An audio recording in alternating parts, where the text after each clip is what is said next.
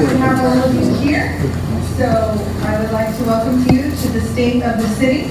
So a couple of introduction. Well, first we need to do the flag salute.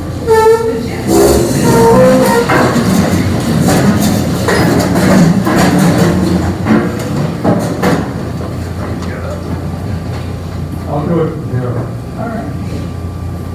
I pledge Allegiance to the flag of the United States of America and to the republic for which it stands, one nation, under God, indivisible, with liberty and justice for all.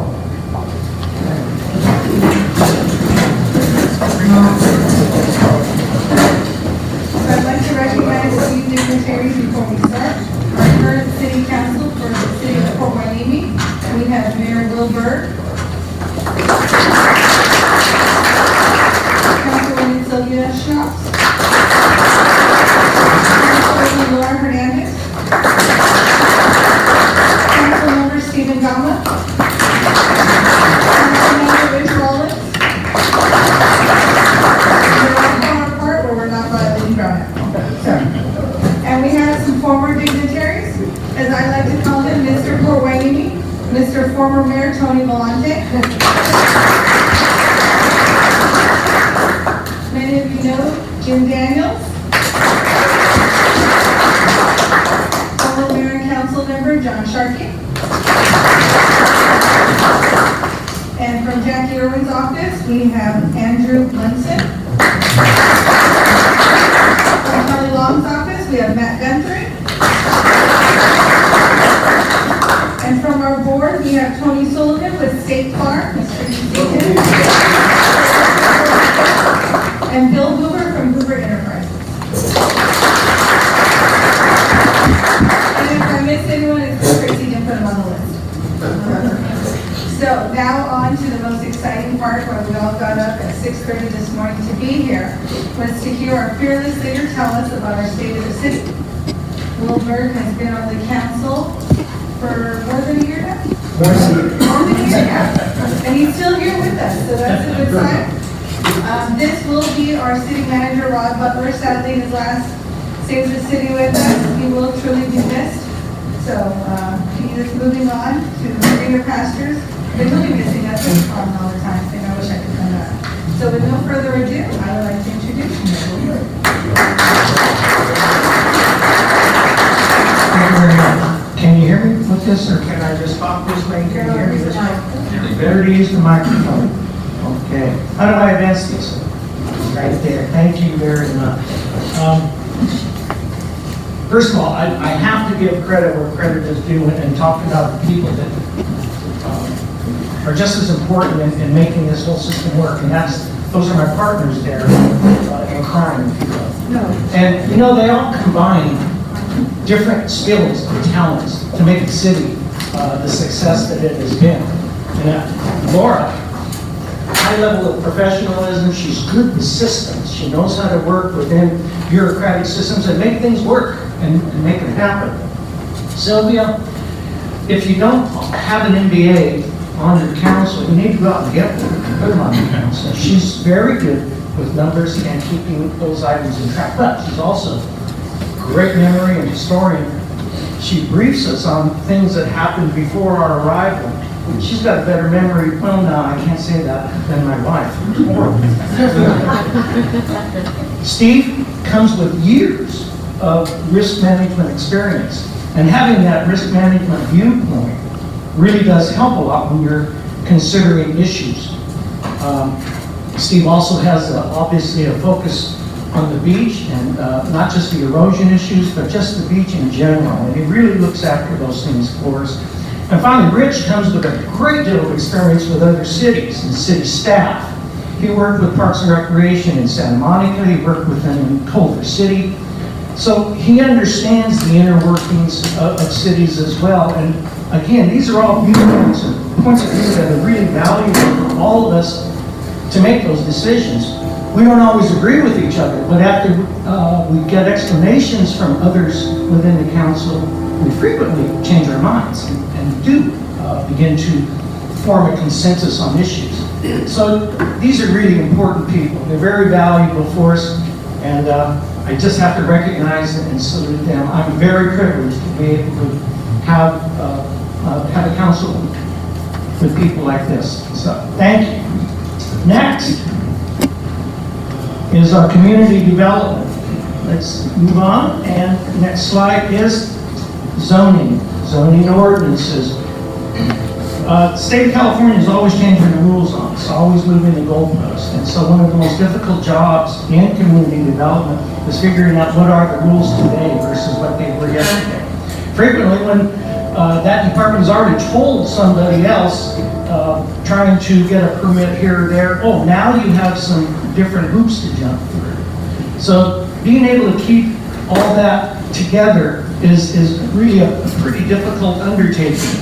Don't forget, in 2020, our community development is going to get to post the census here in the county. That's going to be very complicated issues for them to be working with. The Sacramento, the state government is coming down with new housing numbers for all cities in California. Keep your eyes on the newspapers. There's going to be lawsuits coming, I think, pretty quickly, because the cities are, many cities feel that they're being abused by the state government right now, and how many housing units are being required to construct. And so this is also going to be hard. Over the last 2 years, the planning and administration, code compliance people, they have, we have 13 dispensaries up and running in the city right now. Or not up and running, I take that back. 13 that have been approved. And it takes a long time to get those people from the initial stage where they're applying for something for their approval to the point where they're up and running and bringing in revenues. And it's the administration and the planning for that takes so much time. For example, last year there were 1,280 code compliance cases. 1,280.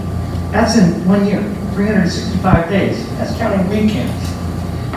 Some of these compliance cases, are nuisance ordinances, maybe property maintenance, you name it. All kinds of things come down the pipe for them. Of the 1,280, 1,275 were settled, were solved, were cleared up. So only 5 left. There were 878 building permits issued. And those 878 building permits, that's averaging 3.5 a day. So that keeps somebody busy. Don't forget, we have cannabis people applying for this. We have other code compliance issues. While we're trying to also issue these permits, we have 34 commercial permits that have been issued. I don't know if anybody's been noticing, I've got neighbors who tell me they don't go down to Ralph's shopping center anymore. I ask them, why? It's too busy, too crowded. I said, oh, that's great news. Well, that's happening. We're seeing it happen right before our eyes. The economy with our city is returning, and it's returning strongly. What else we got here? 912 permits were issued last year. Those permits issued equal about $5+ million worth of permanent issues and money coming in. And don't forget now, in 2020, the state of California wants to change or add to all the building codes. So we're going to be having workshops with the council to figure out what the new rules are and how we're going to apply these rules. Parking enforcement is the last one. This is the fun. 9,653 parking citations issued in 1 year. If you count every day, Sunday back to Sunday again, that's about 26.5 citations a day. But if you're not, we're going to hire a second code person to be patrolling the streets. It made me think, I was asking Rob, well, if one person can do 26.5 citations a day, then 2 will be up to 50 a day. That's great news, isn't it? Now we know why she's the most unpopular person in the city. 271 vehicles were towed last year. That comes out to about 3/4 of a car per day if you count just the weekdays. 1.5 a day, just the weekdays rather. And again, we're hiring another code enforcement officer. One of the issues we've noticed on the beach is frequently on weekends and occasionally on weekdays, we get surfers coming down right at sunrise. And right about this time, they're getting out of the ocean and they're going on home. Councilmember Collins spotted that. He used to be one of them out there early in the morning. Always paid. What's that again? Always paid. Well, you can walk. But these surfers come down and they're not paying for their parking tickets down to the beach. So I was asking the chief, well, how early can we get a compliance officer out there to check the parking lot, make sure that everything's copacetic? So we're going to be looking at that. So again, that's that department of parking enforcement planning. Now finances, this is my most fun one. And let's hold on here for a second because, you know, back in 2016, we were just finishing up a 10-year stretch where 7 out of our 10 previous budget cycles finished in a deficit. And we were discussing a structural deficit. And oftentimes, that term just rolls off the tongue pretty easily, but when you say structural deficit, you are slowly bleeding to death. And we were in trouble. And we had to ask ourselves questions like, what happens when the city goes bankrupt? Who's the impact? How do you go through a bankruptcy for a city? It's not a business. Do we tell people to go home? What happens to the police department? What happens to all the people that work here at the city? What are the implications of all this? It was pretty dire stuff. And we were, so that structural deficit is going bankrupt today. Let's look at what we're doing today, though. First of all, we just signed off on our second consecutive 2-year budget. And not only did we sign off on that, we signed off on it in the month of June. We've never done that before that I had seen. Typically, we were signing off on 1-year budgets, and many times it wouldn't be until December that we're signing off on our supposed to be July 1 fiscal year budget. It was always a struggle to sign off on the budget and get all the numbers in, figure out what we were going to do. Well, it's December when we would be doing that. And guess what? We have to start working again in March and April, next year's budget. So signing off on a 2-year budget on time in June really frees up a lot of manpower in the city. It allows the finance department, but all of the departments, to focus more on what they want to do rather than working on those budget numbers. I remember when I worked over at the Harbor District every March, April. You spend 2 months working nothing but budget. The police department understands budget issues as well. Isn't it nice to just do that every other year now? So, with a second 2-year budget, CalPERS every February, March will give us their numbers. Everybody knows what CalPERS is. We've got half the people here are city employees. CalPERS is our retirement system.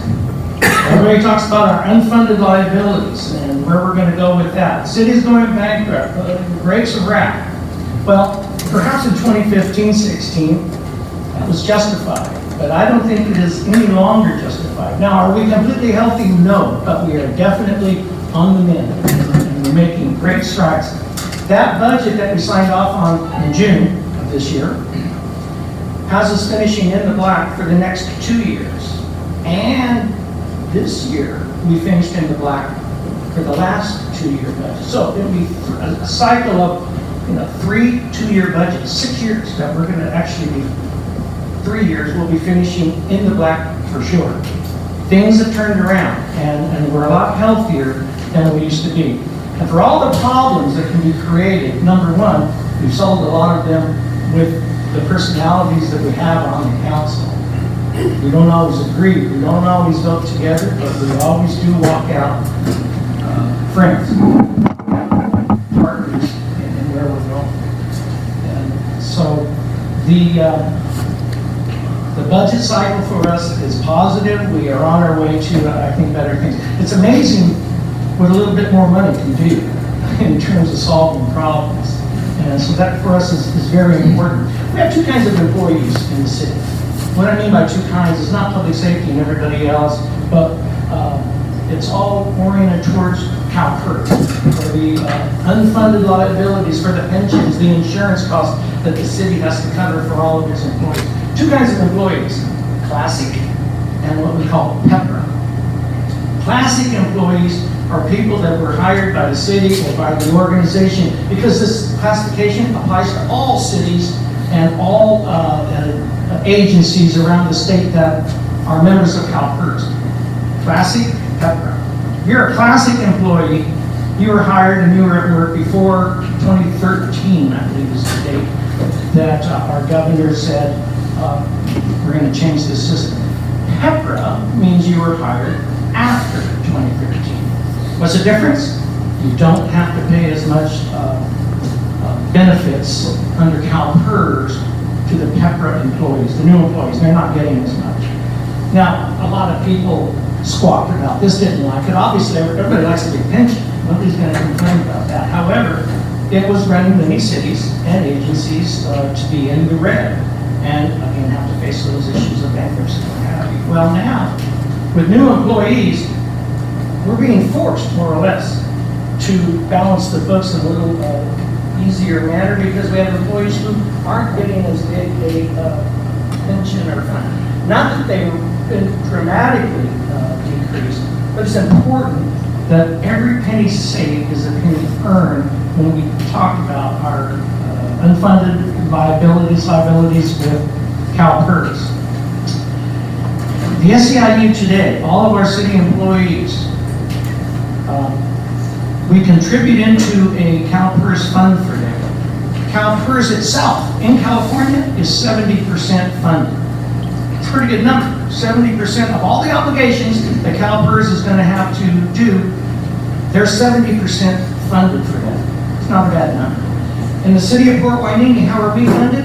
SEIU, 75%, or 70%, I'm sorry, 70%. That's not a bad number. And so we are, again, beginning to recover.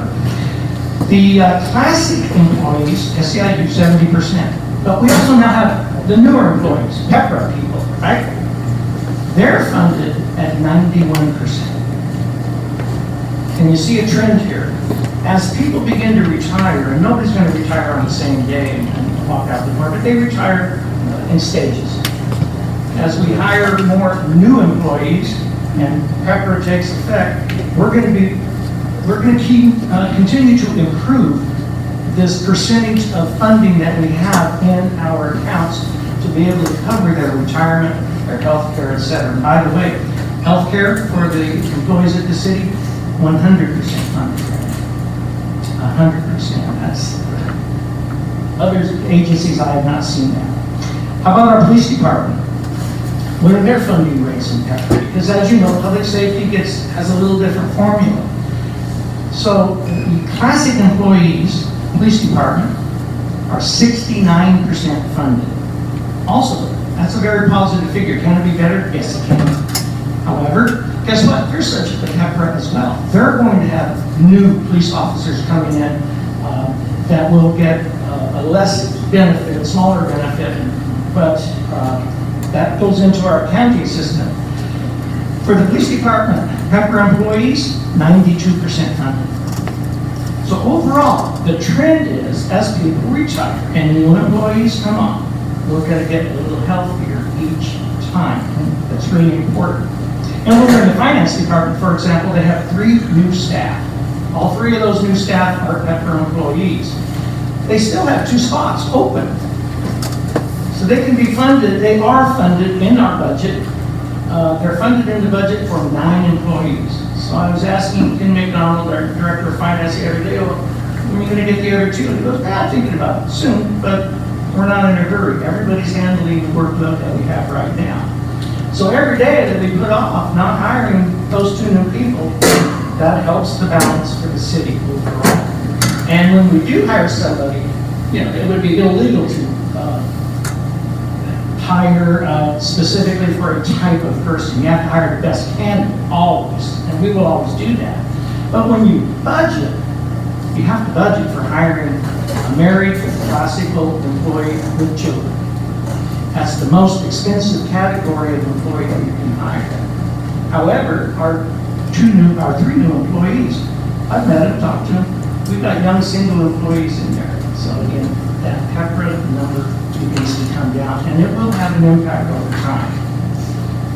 Another thing we did last year, the year before, cities are supposed to have a certain amount of money in the bank to operate if there's no income coming in. Say there's a catastrophe, no tax dollars, nothing coming in. How long can the city survive on money they have in the bank and the savings account for that? We were at 50% for many years, and that was our policy. That was by policy. So when they were trying to balance the books in hard times, there was money sitting in an account that we could not touch because of policy issues. We had to keep it at funding at a certain level, 50%. 50% is about 6 months of operation. Because the finances were so strained at the time, we decided, the previous council decided, we're going to have to bring this down. So they brought it down to 25%, which is about 3 months that the city can operate with zero revenue coming in. We can still operate for 3 months, keeping everything. Well, today we're 68% funded. Now, one thing that the council might want to do is reconsider our policy. We have to figure out, as council members, what's the value in going back up to 50% or not? It is a policy issue. We got to know, though, that money is there and that we don't want to necessarily touch those dollars. So, financially, we're healthy. We're on the mend. And that really helps in making decisions. So let's move on now to housing and facilities. Oh, yeah. Well, the slide there for finance department, you see where all our money is going, who gets the bigger share, but at 42%, for public safety, that's not a very big number when it comes to other cities. I would compare this favorably with any other city in Ventura County. So keep an eye on that too. Our peace officers, public safety officials, people that work in the city here, they too have been biting the bullet. So I guess before I leave finance, I should say one more thing about that. We renegotiated our SEIU contract earlier this year.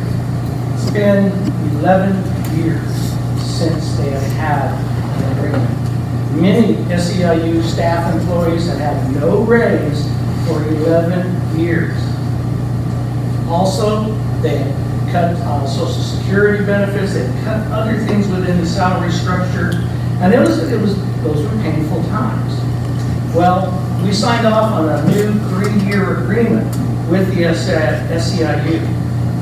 Salaries have been increased. We haven't written a blank check, but everybody, we're getting increases now.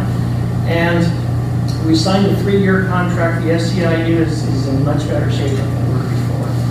As for our police department, they hadn't had a contract in 4 years. And now we've signed a 3-year contract with them. So contract negotiations the next 3 years, councils aren't going to have to worry about too much. We can focus more on what we're there for, which is helping the city run more smoothly, finding new sources of revenue. Our risk management expert on the council never ceases to remind us, guys, we're always having to do new revenue. We got to find new sources of revenue. Keep looking, keep looking. So we will. Now we'll go to housing. You realize 2 years ago, the Housing Authority was being fined by HUD. It was in all the newspapers, and we were having some real problems. The investigation started in 2016. In 2018, they finally gave us a fine or a penalty that we had to pay. Today, HUD has awarded the city with a high-performing agency recognition. A couple of things have happened. Financially, we turned it around. We were very lucky. When we were fined by HUD, the money that we were fined stayed in the city. And rather than HUD giving us additional funds, they said, live off those funds first. And then we'll see how you recover and see how you run your operation, and then we'll go from there. Now we're, HUD says, high-performing agency. 2 things we introduced over the last year. One was summer at City Hall. internship program for students at Oxnard Union High School District to come in and work at the city. We had 4 interns this last summer working at the city with us. Introduces kids to, governance and other job possibilities, career opportunities maybe. Gives them ideas what they want to do. How many of you knew what you wanted to do your senior year in high school, other than graduating? That's it. These kids are being at least given some direction, some ideas of what's out there, what possibilities there are. We also created a residence council at Mar Vista. Mar Vista is public housing for us on, what's the street? Scott Street, thank you very much. For years, there's been issues with Mar Vista, and for years, Gabby Basua has been trying to get them to organize, come together, form a council, a 5-man council. It'd be like an HOA for the complex. Well, they finally decided, why don't we form an HOA for the complex? So that's what they've done now, and it's a 5-member board, and now they have much better, much more efficient representation with the community. Makes life a lot easier. So for HUD, we're very happy with this. Also,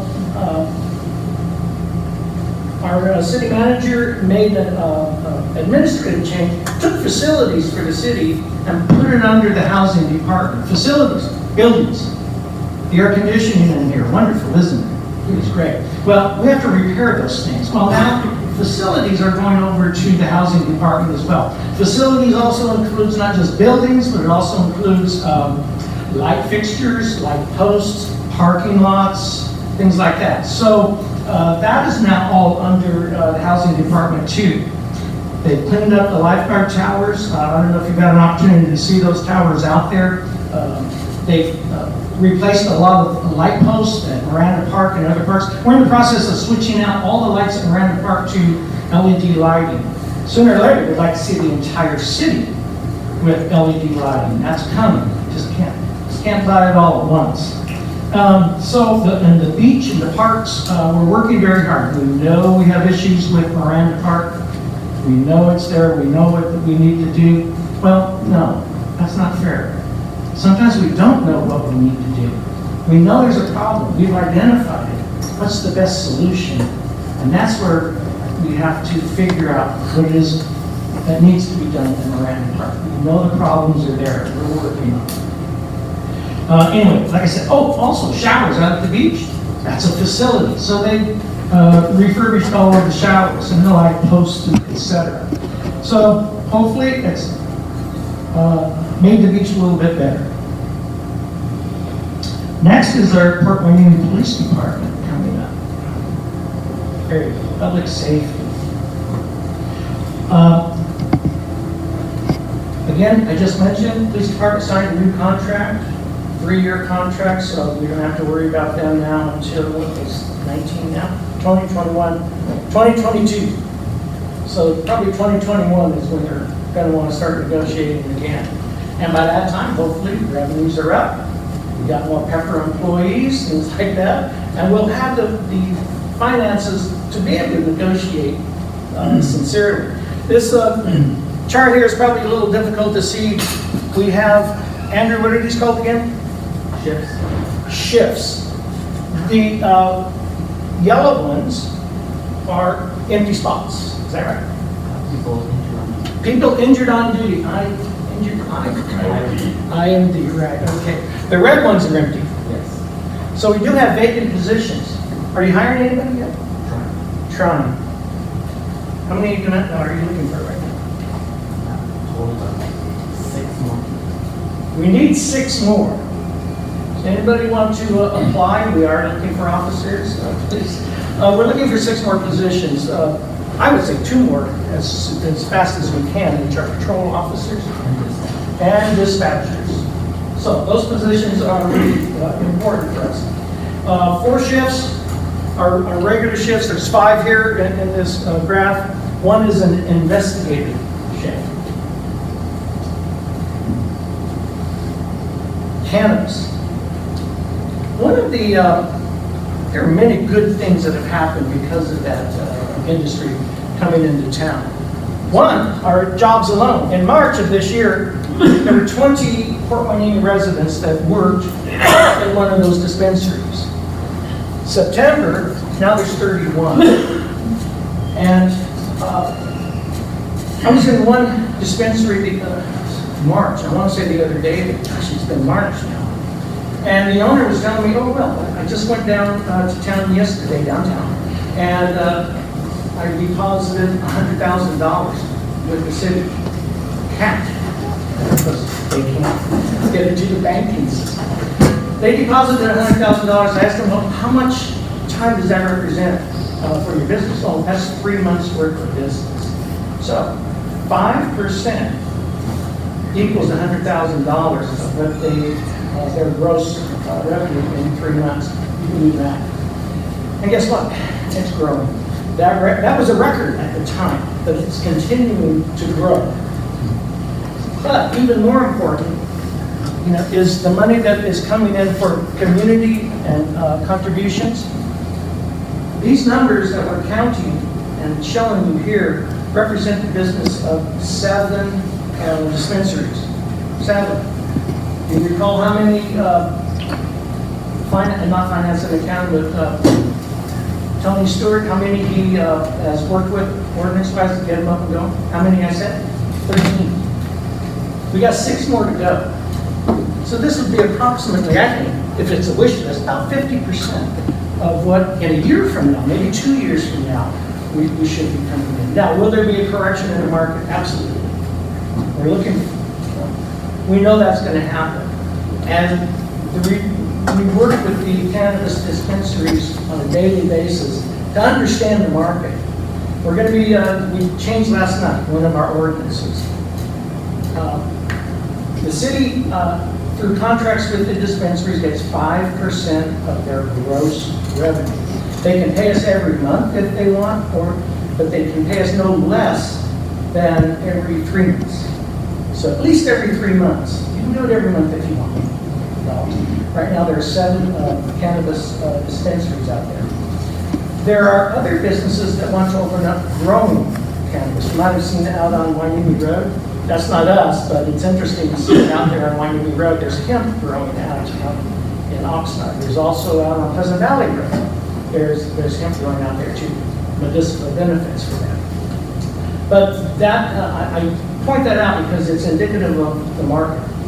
There are growers, people who just grow cannabis, and they're not selling in dispensaries at all. There are also people who manufacture. They're buying from the growers, and then they're turning it into oils, things like that, or edibles. So there's 2 other types of business. Well, we thought cannabis is cannabis is cannabis. It's 5% of the gross, whatever it is, across the board. Well, we're getting more educated down in the market as it begins to mature, and we have found that the growers and the manufacturers are under a lot of strain, a lot of stress. They're not making enough money to pay 5% more.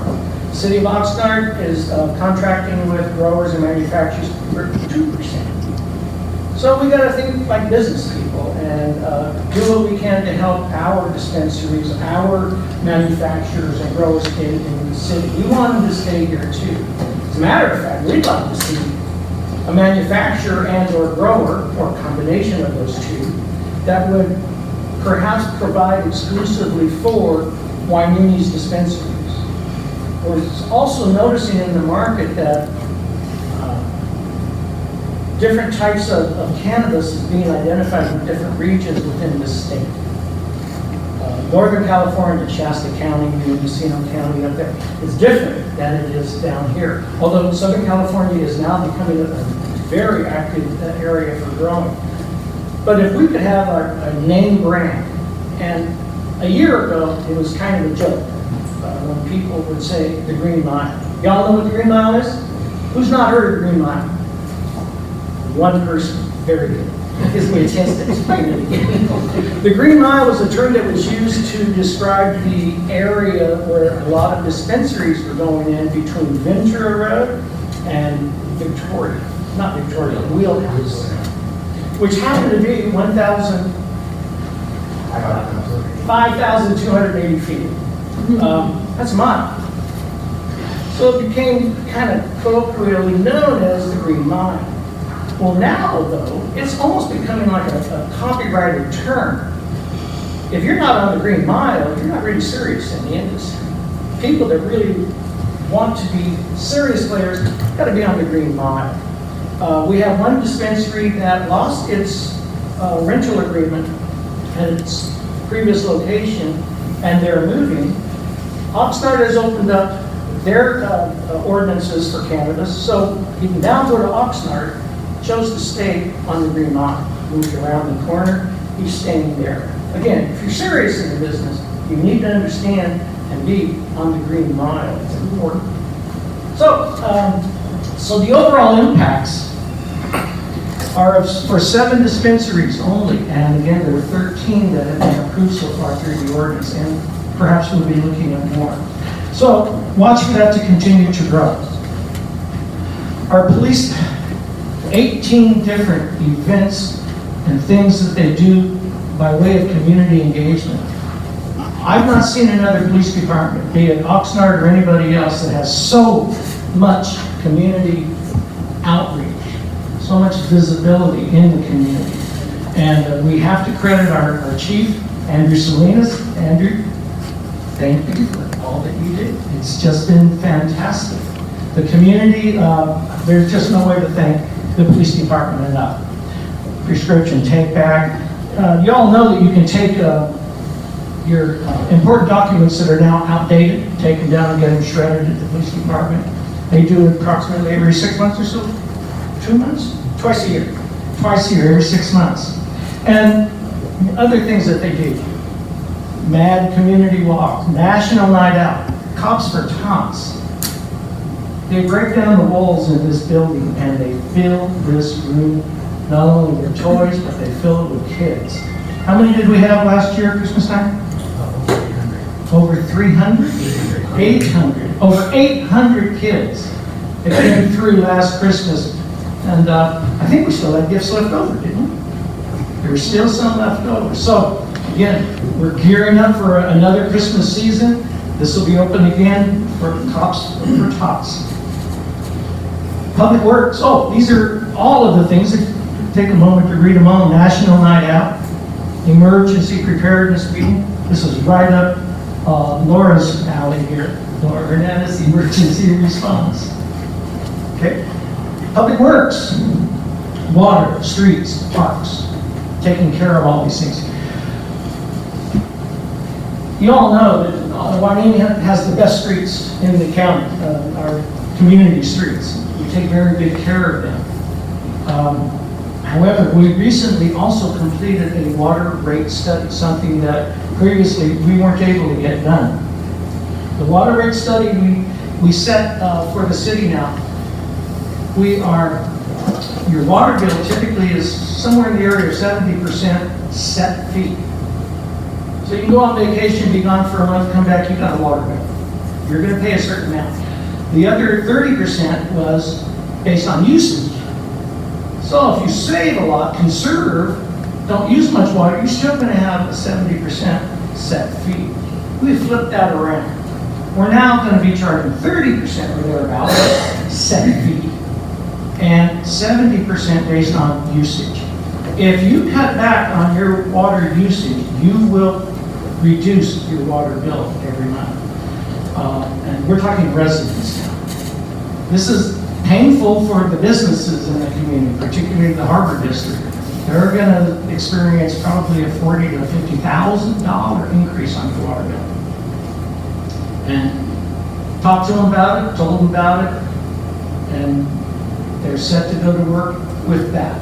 They didn't, I don't want to say use the word complain, but they understood the dynamics of the charges for water and why and how we do what we do. So water rates are very important. But now, getting back to streets and paving and what have you, let's see what they want to do. The words I want, they fix cracks in the street, then they slurry seal over those cracks, and then they'll pave over that. So there's a 3-step process for keeping our streets as nice as they are. Guess what they're doing now? Before they go in and start fixing cracks, the first thing they do is they drill down into the piping system and they test the pipes down below. How strong are they? we are an aging infrastructure here in Hueneme. Eventually, we're going to have to fix those pipes. We're going to have to figure out a way to replace them or to find an alternative route to deliver the water throughout the city that we need to deliver. So what the public works people will do first is they test the street, the pipes running underneath the street for their strength, and any leaks, what they call not water leaks, but fire flow is also very important. What we found is over on Channel Islands Boulevard specifically, and the west end of Channel Islands Boulevard, say around the Ralph Shopping Center, that area, that the fire flow was not strong enough to really combat a severe emergency if they had to. So they have to start repiping up in that area. All I heard when I heard that was not the money and not how we're going to do this. Oh, they're going to tear up the streets again. And it just miserable driving along Ventura Road and North Channel Islands Boulevard, one lane at a time. You know how bad traffic is already. Well, our water department, though, in discussions with the Navy, we've come to find out there is a main water pipe that runs along Pleasant Valley Road right into the Pleasant Valley Gate for the base. And it goes almost, not all the way, it goes almost all the way to Victoria. So think about Victoria over by the Navy base. This would be south of Channel Islands Boulevard. There's a big dirt easement that separates the street from the fence line of the base. It's all dirt. Perfect place to dig up and lay a pipe there. So our Public Works Department, they're going to be cutting a pipe that's going to go right through Pleasant Valley Road, through the base, underneath it, and then hook up at Victoria, and then head down to Victoria and Channel Islands Boulevard. That's going to save us millions and millions of dollars. Our original estimate to do all the repairs we needed to do was $33 million. We didn't have that in the bank, I can tell you that right now. And this capital investment program that we needed to build, part of the answer for that was this water rate study. How are we going to get more money, yet figure out a way to save money for the users, and the users meaning the residents of the city. So the water rate study got done. It is now in what we call the Prop 218 process. Proposition 218, we've got to contact all of the users of water in Hueneme, tell them what we're going to do, tell them there's a new rate that's coming your way, that if you use less, you're going to save money. If you use more, it's going to cost you more. But we need them to not necessarily approve. We need them not to complain. If they send 50% plus one, if they write back to us and say, no, we don't agree with this, then we have to go back to the drawing board and figure this out. However, our citizens in Hueneme, these are the very same citizens who voted yes on Measure U, which was a 1 cent sales tax. People often forget about that. But the Measure U funds they're beginning to come in now, I think, September, this month. I think we get our first check. Measure U, 1 cent per dollar on purchases increased. Now we're up to 8.75, or is it 9? 8.75. Thank you very much, 8.75. That's still relatively low, believe it or not. The cities in Los Angeles are 9, pushing 10%. So we're still down. Yet that 1 cent sales tax, this is on purchases, coffee shop purchases, and down at Ross for less purchases, you name it, 99-cent store, 1 cent on it on every dollar. That's going to bring in $1.5 to $2 million a year more. Our Canada's people, they're bringing in 1.5, well, almost $2 million a year now. Our still today, our number one contributor to the general fund is the poor. Thank you very much. They're still number one, have been for years, but they're losing that spot to our Canada's city. And they're not going to be able to brag about being number one first. They'll be number two. It's going to make them try harder now. So they need to increase their business even more. Incidentally, we've been getting more and more money from the Harbor District every year. Our share of, through contracts, of their gross revenue has grown to 11%. And the most recent number, I believe, is like $1.9 million from the port. So that's a great partnership for us. Every time you see those cars, it slows down traffic on Hueneme Road. Every time it gets a cha-ching, cha-ching, cha-ching, everyone that goes down, it's more money for us. So, the water problems are going to continue to exist for a while. Hopefully, we're not going to have to dig up too many streets. However, there have been 25 water leaks, main leaks in the city over the last 14 months. 25. It's too much. It's an incredible number. Again, the infrastructure is aging. We're not that old of a city, 1948. We'll be 71 years old. But the infrastructure has been there a long time. There will have to be some replacements. Is Don Milifani here? Yeah, he is. I thought he'd be out working right now. Don has a portable office that he keeps around the city. Okay, so that's our public works. Recreation and community services. This is one of our centers for recreation here in the city. One of the more important things that they do, well, the senior nutrition program. The senior nutrition program is home delivered meals. 41 now homes that meals are delivered to. How many days a week is that? Where's Anna? Once a week. Once a week? Okay. Anna's out delivering meals. Anyway, home delivered meals, senior nutrition, 41 of them. And guess what? Today, they're starting a new program, conversational English for speakers of Spanish. Actually, for anybody who wants to come in and try this, speak any language. Conversational English, come on down to the community center here, and there'll be a class starting today for those that want to practice their English. This is coming from the Oxnard Parks and Recreation area where they had to cut that program due to, I guess, financial issues. They were looking for a new home, and they found one right here in Wainiki now. So this is going to be very exciting to see. Another item that's under the Recreation Community Services is our lifeguard program. We've made a lot of big improvements on the lifeguard program, not the least of which are new uniforms for them. We have approximately 35 lifeguards for the beach. They work from Memorial Day through about October the 8th or so. And the program is so far running very smooth. They just completed a live training event, our lifeguards did, with the Harbor Patrol. So they're learning how to work with other agencies and equipment that those other agencies use. So what are our challenges now? Oh, I'm sorry, movies in the park, we forgot to say that. We have movies in the park, remember, and that program is still continuing. One question we get is about the Wainiki Beach Festival. When are we bringing back the Wainiki Beach Festival? As soon as we can. We want to do it too, but we have to just wait for the right time, right place. We are on it, we're trying to figure it out. We will get there. Now, the challenges and future priorities. First of all, that aging water infrastructure. That's going to be with us for a while.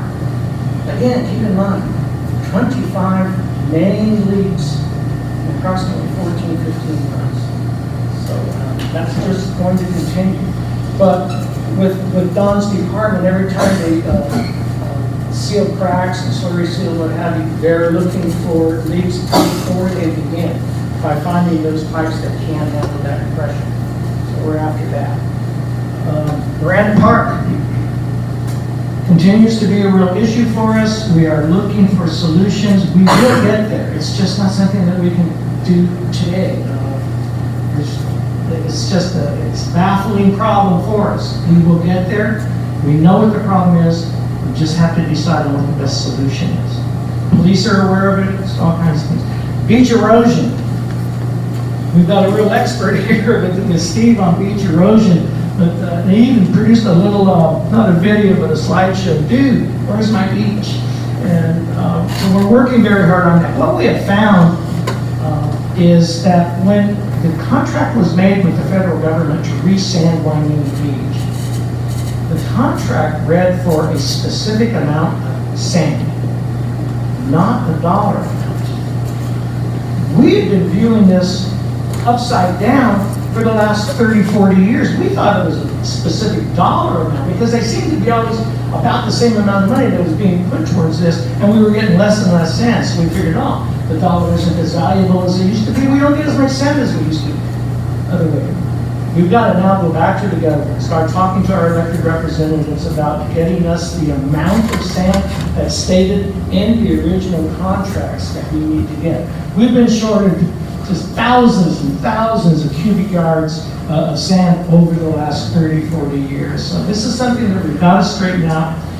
We'll see what kind of reception we get from Washington, D.C. on this. We have allies. Whenever you go to a fight, you always got to bring friends, right? And we do have allies. We've got the military, we've got the Navy base on our side too. Magoo, their beaches are becoming affected by this very same erosion problem. So we're going to get there. We will get there. It just takes time now. Another problem that we are addressing would be succession.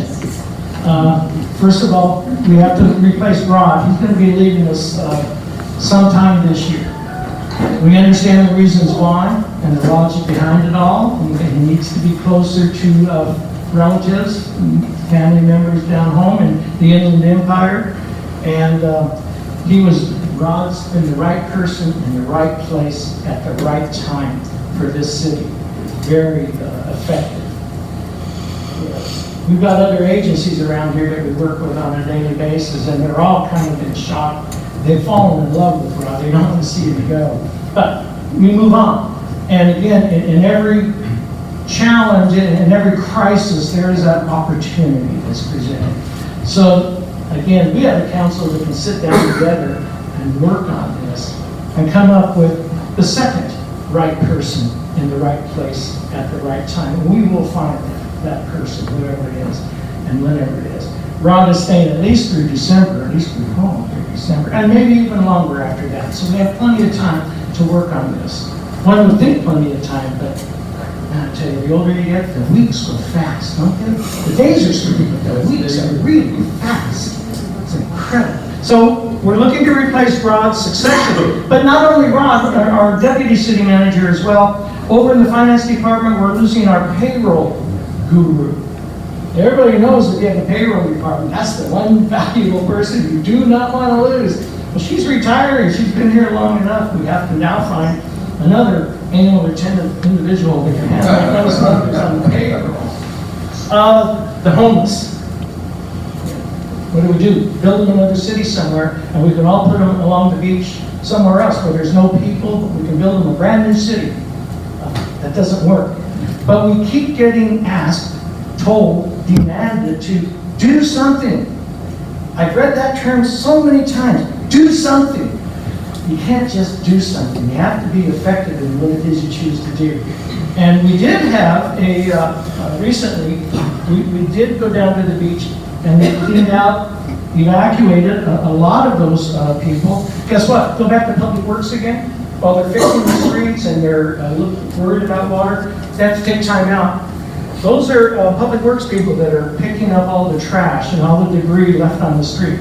So they're being pulled away from their jobs. There's only so much staff at the city, and so when you're being pulled in different directions, when you do one job, it means another job isn't getting done at that time. So while they were doing all this along the beach, which everybody's real happy with, we weren't getting our streets done. The beach there now is beautiful. I've seen some great aerial photographs of this, and it's just pristine. Are they beginning to come back? Anybody know? No, I'm walking. Yeah, they're beginning to come back in Oxford. There's Drew, there's Sooner or later, they're going to wander over and want to see what's going on. Why He's this calico slaggy. patience, vigilance, perseverance will eventually resolve this problem for us. But we will persevere. If you can be patient, we will get there. It's a problem that every city is having, of course, and it could be a lot worse. But we're not taking this like we are continuing to monitor the situation. Another issue is with the old Indy plant and the wastewater treatment plant. When we were kids, we used to call it what was the wastewater treatment plant called? Sewer. Sewer plants.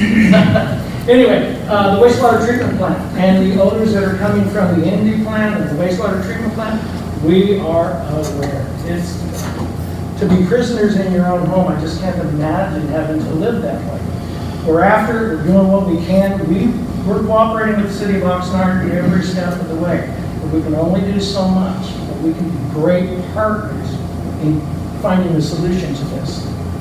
And that's it. If there's any questions, I'd like to entertain that. Well, how safe is drinking water?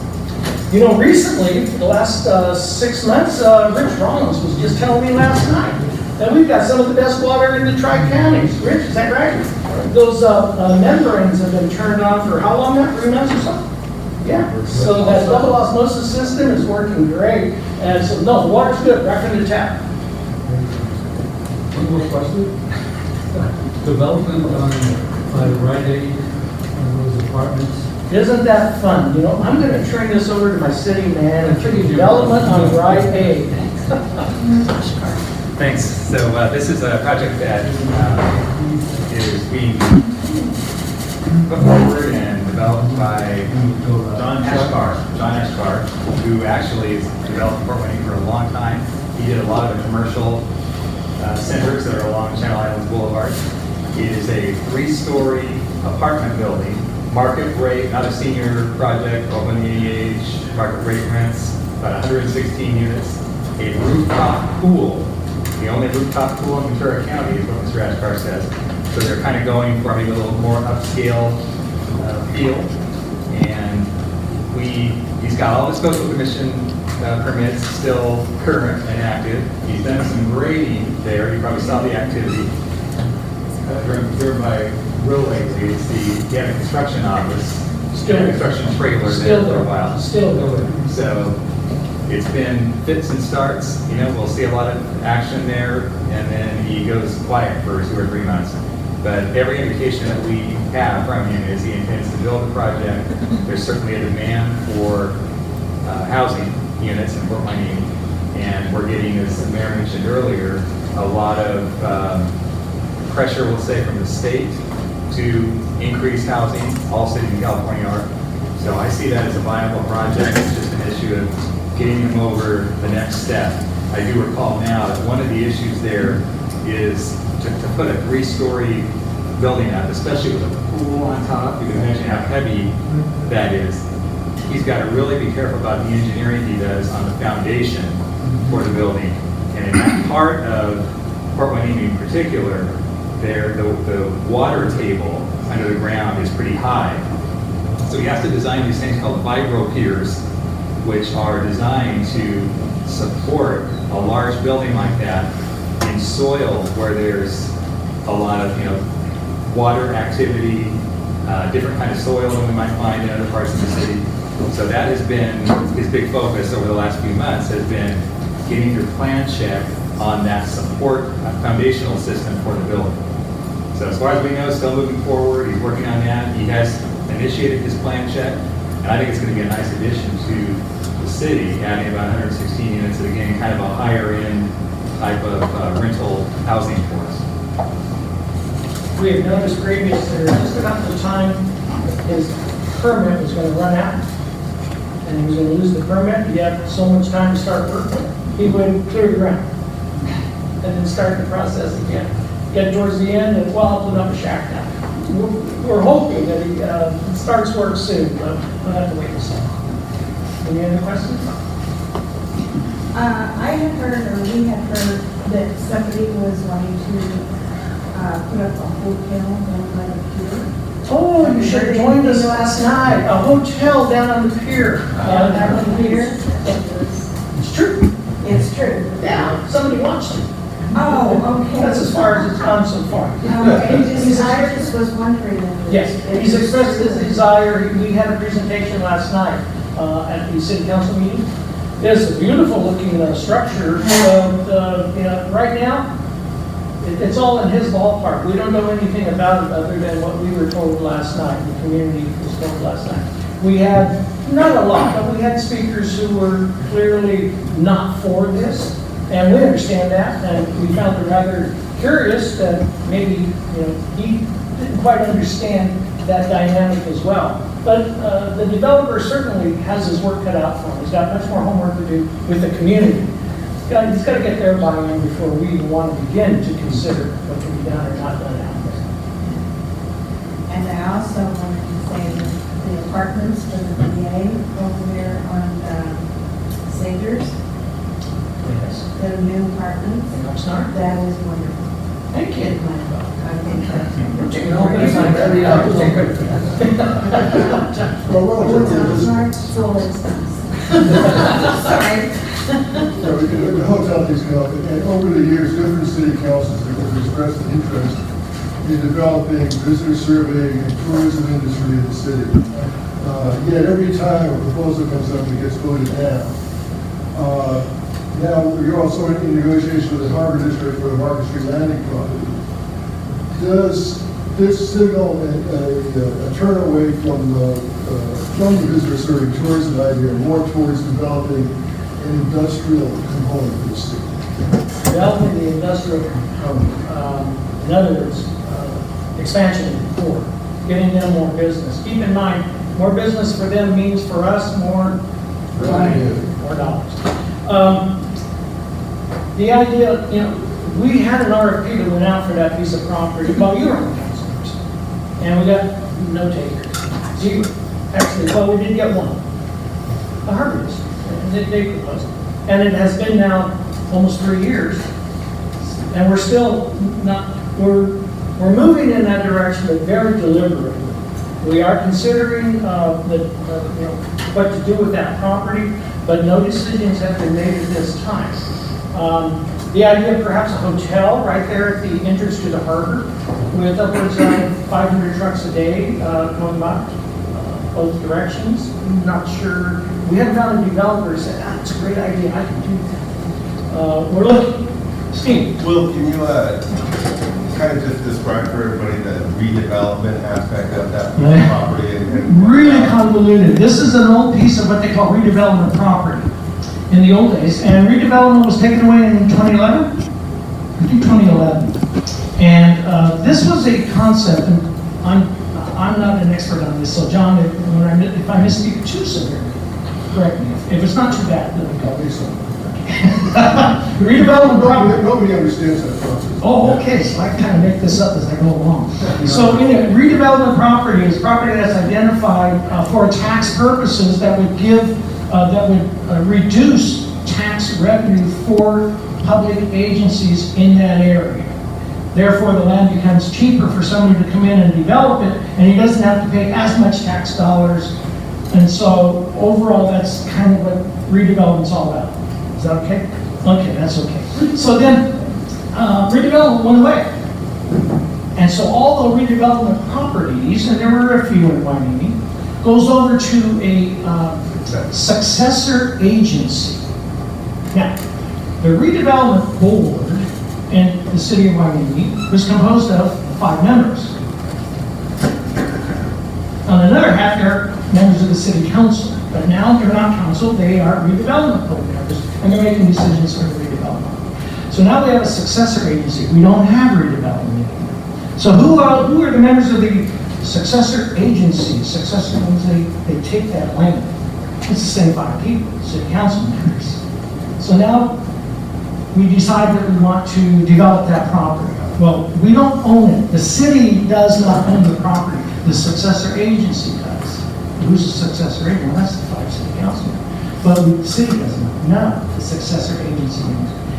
Keep that in mind. Administratively, there is a clear delineation between what the city owns and what the successor agency owns. So, we want to sell the property.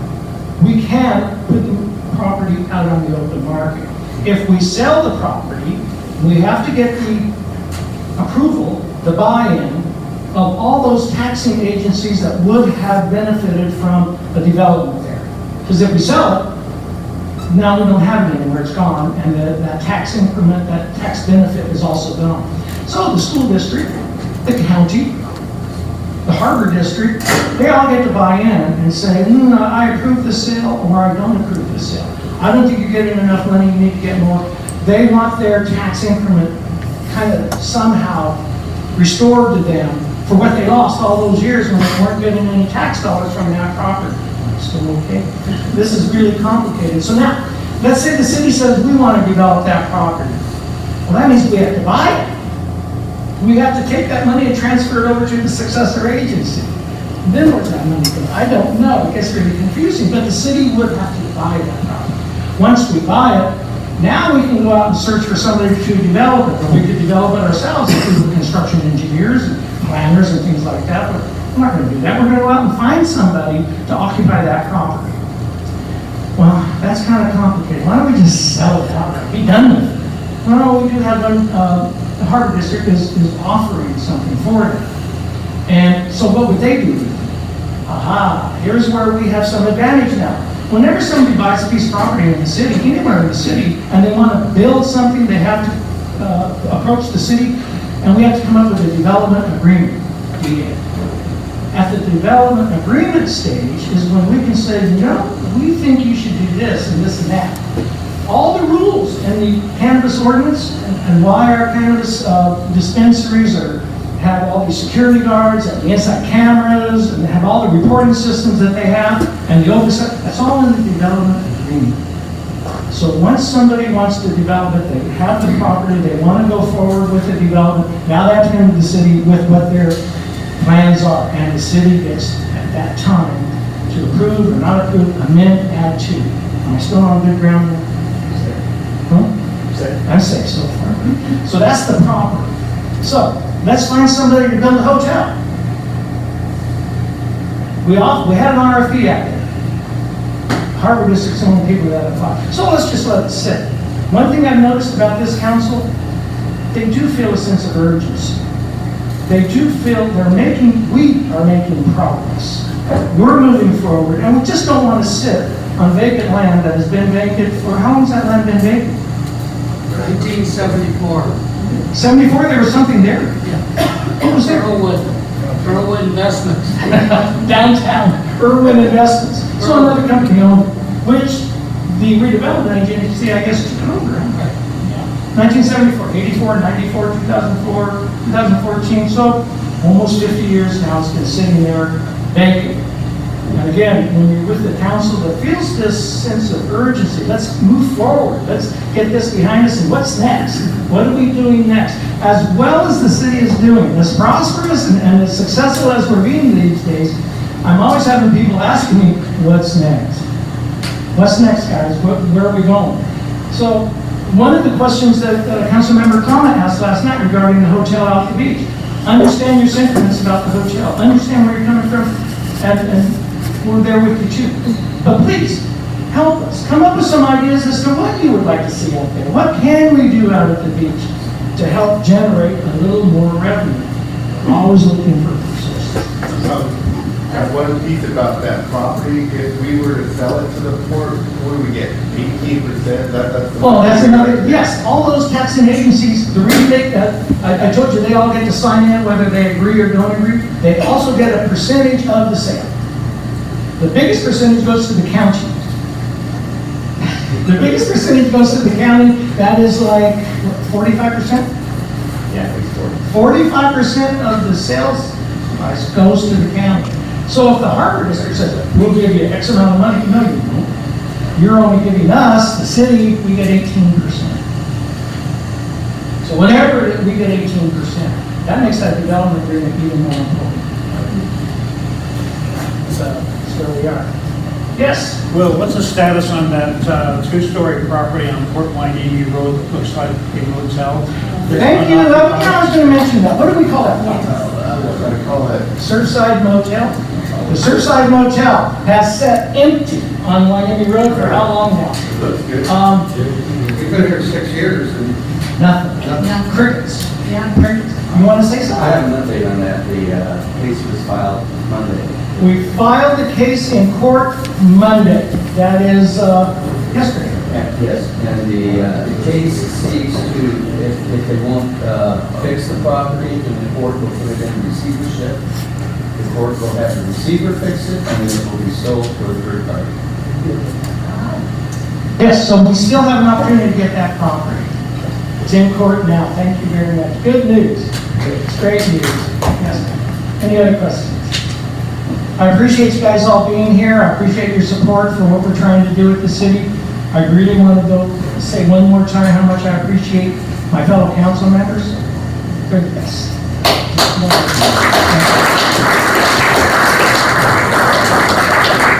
Thank you, Mayor Berg, and thank you everyone for coming. So a few thank yous here to the city staff for the beautiful flowers and linen, to the chief of police for the technology over here, because there's no way I could ever, we all have to do it, have to work to me. So thank you, Chief Salinas, for that. And the staff for all the good information. And some upcoming events, very important. Our last sunset supper for this season will be Tuesday, October 8th, 5 o'clock, the trucks start. Not at 4, not at 3, not at noon, at 5, the trucks start. October 29th, we have the Ventura County Credit Union Mixer at the location on Channel Islands Boulevard near the Ross. On 10/16, our breakfast, State of the Port. So it'll be very Banana Festival. And don't forget Banana Festival on the 28th of this month. The 19th, November 19th is our breakfast. December 15th, and thank you. That's what I'm trying to get out there. And then just for the save the date, our Chamber's 80th anniversary will be Friday, March 20th. So please mark your calendars now, get your tickets early. Also, if you're not aware, we have someone from the census here who is looking to make sure we get everyone counted. So please see Justine in the back over there to get all your census information and make sure we get everybody here counted. Now, the most important part of our breakfast, the thing that everybody just had to be here for, our door classes. It is just what makes it awesome. So we have 2 winner chicken dinners. One is Corey Hughes from PIP and Chief Salinas from the police department.